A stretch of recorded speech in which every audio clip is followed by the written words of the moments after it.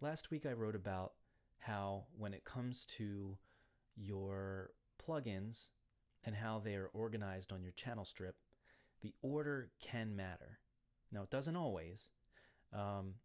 It certainly always affects the way that the signal is processed, but as far as the sound of the track, the order can matter, but it doesn't always. So what I've done here today is I've recorded a short piano piece, and we're going to take a look at one example of how two plugins in either order doesn't matter, and then we're going to take another look at an example where two plugins in the opposite order does make a difference. And so here's the piano piece on its own.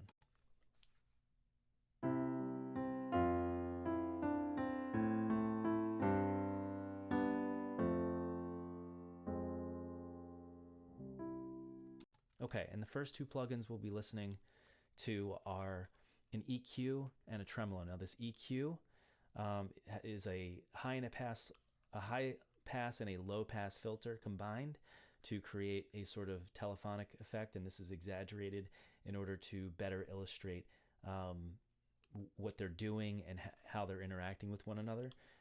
And the tremolo, which is essentially an automated volume knob, is exaggerated in the sense that the depth is turned all the way up to 100, so there will be moments of silence here. And so those two plugins will not interact with one another in the sense that it doesn't matter what order we put them in as far as the final sound is concerned. So here they are with the signal passing through the EQ first.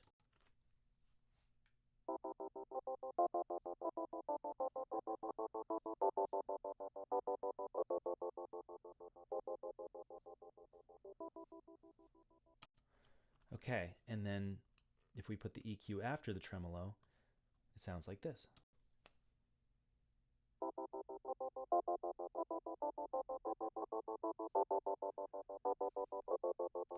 Okay, I mean, if you didn't notice a difference, that's because there is none.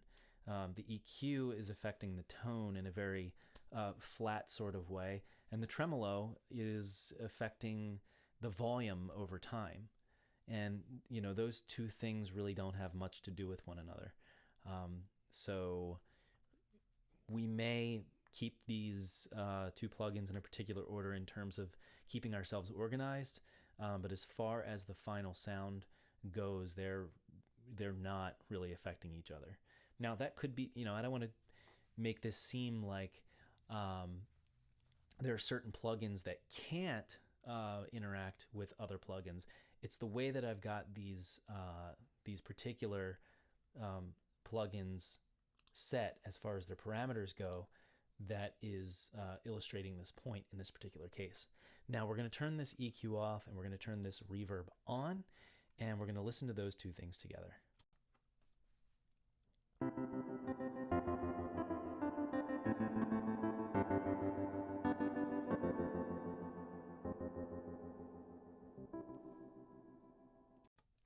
So you can hear that those gaps that the tremolo was creating, those moments of silence, have pretty much disappeared.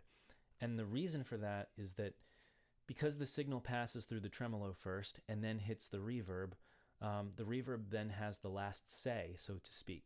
So it has the opportunity to wash out those moments of silence with the piano parts that we hear. But if we put the reverb first, you may be able to predict what's going to happen, but let's listen.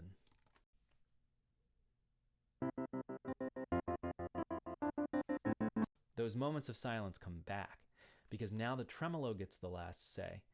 And so the reason that these two plugins are interacting with each other in that way, that it does matter, is because one of them is a time-based effect. That's the reverb. What it's doing is it's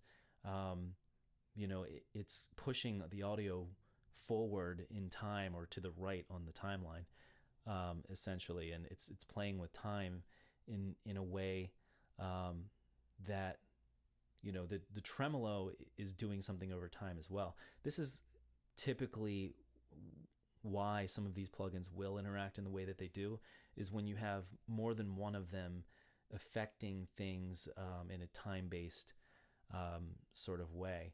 So because the tremolo and the reverb both kind of do things over time, it makes a difference which one comes first. So this is just something to keep in mind when you're setting up your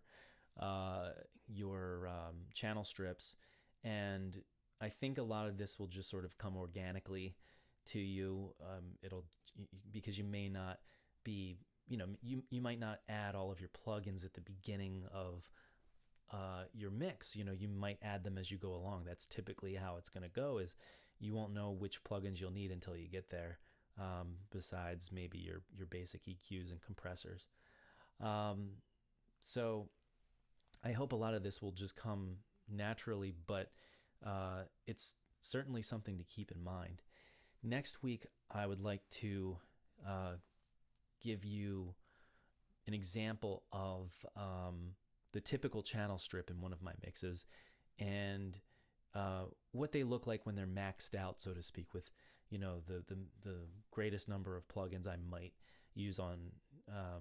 There is no real limit, but generally speaking, what's the greatest number of plugins I might use on a channel strip, and then I'll kind of explain why I have them ordered the way that I do, based on what we just talked about, how order of your plugins matters. So stay tuned, and we'll talk next week. Bye.